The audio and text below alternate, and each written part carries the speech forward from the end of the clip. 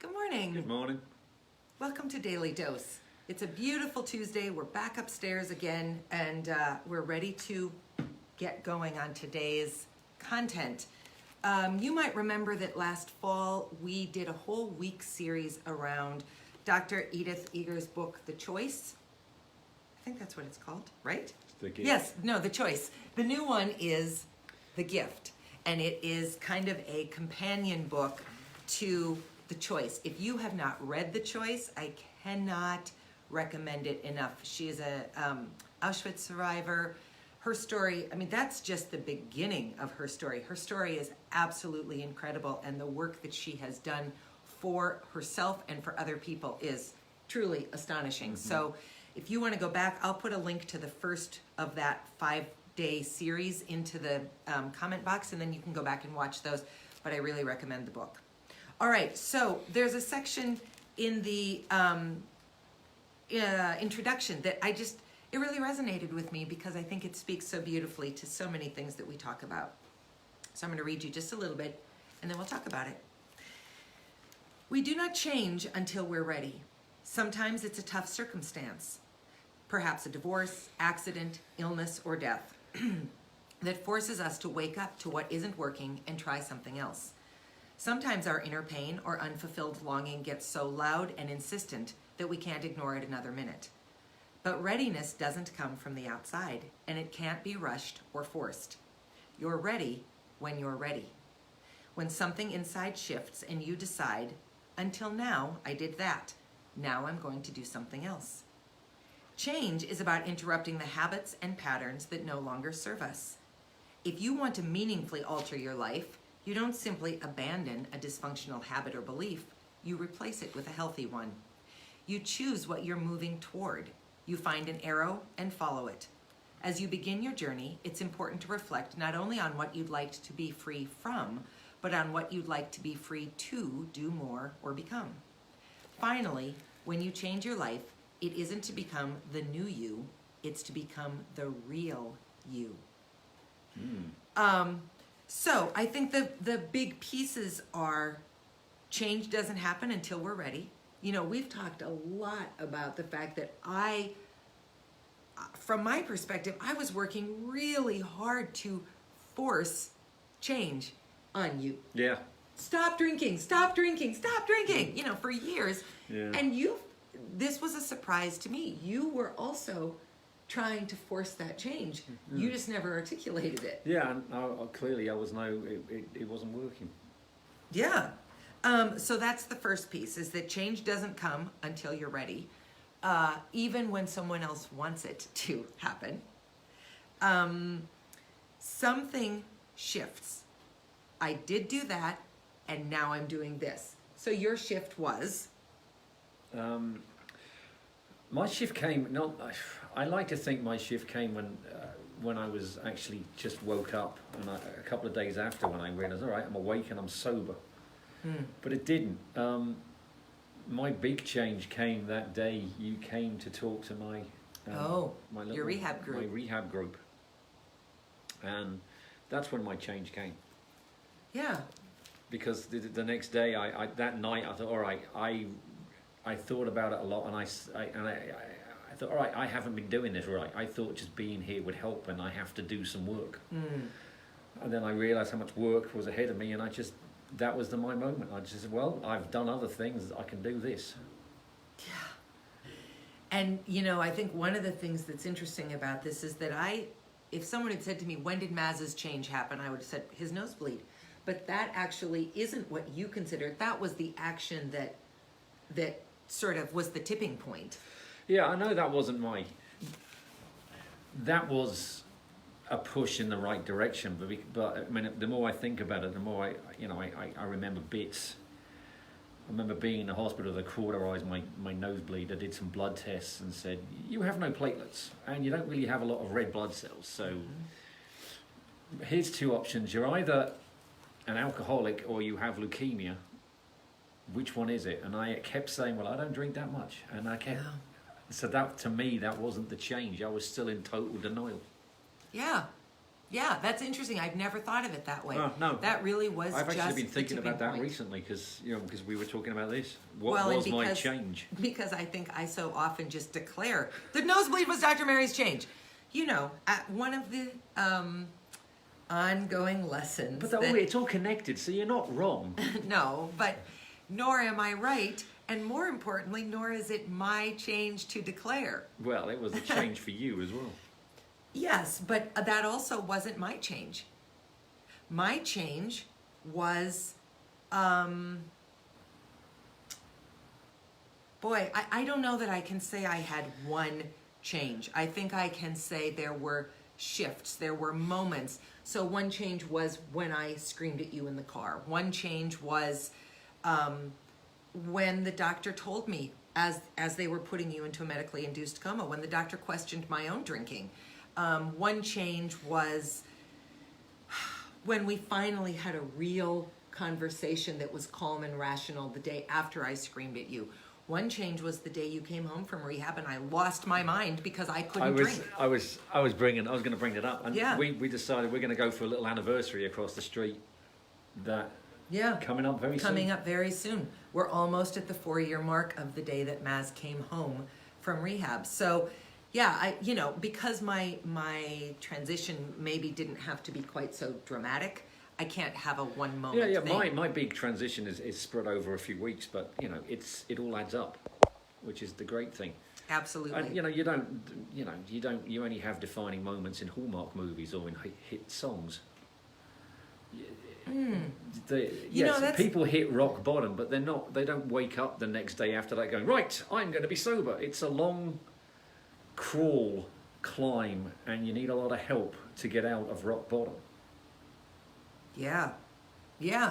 And sometimes it's not about being at rock bottom. I mean, I've talked a lot about, sort of the biggest dramatic moment of my life before this, certainly, was being an unplanned, pregnant, unwed young woman. And I had this very dramatic moment where an angel came to me. Like, that would feel to most of us like, all right, that was the change. It certainly was important, and it certainly was pivotal, but I can't say to you that it absolutely made me go from here to here. I still had changing to do. So maybe it isn't about one moment. No, for me, I'm not saying, oh, this is right. For me, it was a collection of moments. Yeah. Well, otherwise, maybe it's not real. I mean, we can all do that thing where we make declarations. I will not do this anymore. We rarely stick with those because change is hard and change often needs to be gradual in order for it to have real, long-term positive effects to it. Yeah. You hear a lot about people who wake up and say, I'll never drink again. I feel so bad, I'm so hungover, I will never drink again. And 3 days later, they're drinking again. All right, so another point from this. How are we doing for time? Okay, another point for this is that change is about interrupting the habits and patterns that no longer serve us. Well, that's it's almost self-evident. Well, yeah, but again, we don't all have those near-death experiences. It is self-evident with hindsight, actually. Yeah, yes. Oh, that's what I should have done. So you need to be thinking about the kinds of activities and habits and patterns of your life that you're doing because it's just what you've fallen into that may or may not be serving you. And if it's not serving you, how do you start to make a change? We've talked with a lot of guests who did not have to hit that near-death experience to make a change. They made the change for other far less dire reasons than that. And they just simply decided, okay, I think enough is enough and I'm going to work towards something different. So they didn't abandon a dysfunctional habit or belief. They replaced it with a healthy one, which is so important for all of us. You choose what you're moving toward. That whole conversation we had about the Tim Ferriss, Jim Collins conversation we had about what are you sort of caught in or running from as opposed to moving toward. It's why I got rid of so many Facebook people in my life, because I was wasting time scrolling as opposed to moving towards what I wanted. And then finally... I don't agree with that one. Oh, say more. Oh dear, I should have shut up. All right, I'm going to actually make a quote here, and I hope, Just do it. I hope Anne and Bonnie are sitting down, because I know who said this. Oh, gosh, I hope so too. In the middle of a journey, your road becomes obscured by a wood, and you're afraid of which way to go. It was Dante that said that, and I agree with what he meant. What he actually meant was, if you always see the road ahead of you, the journey isn't worth the trip. So knowing what your choice is and thinking, oh, it's laid out in front of me, it isn't. Sometimes it's obscure, sometimes it's hidden. Sometimes you have no idea which direction you want to go in, and that's frightening. And I think that's what holds most people back. So I don't want to cross wires here, but that's exactly the work of personal systems disruption. I mean, it absolutely is. So if that's resonating with you, let me know and we can talk about it. The last thing, finally, when you change your life, it isn't to become the new you, it's to become the real you. Oh, that's good. I like that one a lot. Part of the beauty of your journey was that you had been a person in sobriety. Yeah. You'd been an adult in sobriety. And so you aren't a new you. You're back to who you actually were and are again. It's like what our couples counsellor, Michael... It doesn't matter. Doesn't matter. Well, it does to him, but bless him. Thank you, because you were very helpful. He said to me, I have an advantage because I was a late onset alcoholic. I'm 47 in rehab for the first time. He said, you are going to be, it's for you, if you do it right, it's going to be way easier for you because you've got years of your big moments of your life that you would remember, oh, I enjoy it. I remember doing that. I did all that. I achieved all of this and I was completely sober when I did it. It helps. It must be harder for someone who's been drunk since they were 13 and doesn't know any better. Well, again, to take this off of addiction and onto something else, because I had Quinn so young, I always say to people that I never knew what it was like to be an adult with like disposable income, someone who traveled, someone who had a really full life and then had children. So this whole empty nest thing has been a complete revelation to me because I had him young, so I didn't have anything to look back on. My friends who had professional careers, who were that kind of dual income, no kid phase of their married life, all of that, children was a huge disruption, not good or bad, just a huge disruption that they had to readjust to. Boy, not me. We had to adjust because we'd never even had any courtship time that was about just the two of us. No, that's true. So we kind of had to get to know who we were in this new phase, but that's not true for everyone. So this book, I'm not very far into it, but it's a really lovely addition to The Choice. So if you haven't read The Choice, again, I'll put the link to the conversations in the box, but definitely go to your library, go to your bookstore, preferably a local bookstore, and get a copy of the book. It's a beautiful, beautiful book. Or go to the library. I just said that. Oh, did you? Go to the library. Yes, you never said library. I didn't. I stupidly three-syllabled it. Library. Disappointing. Our ask for you today, if you would consider it. We're trying also to grow our YouTube page, and we have a video that is only on YouTube.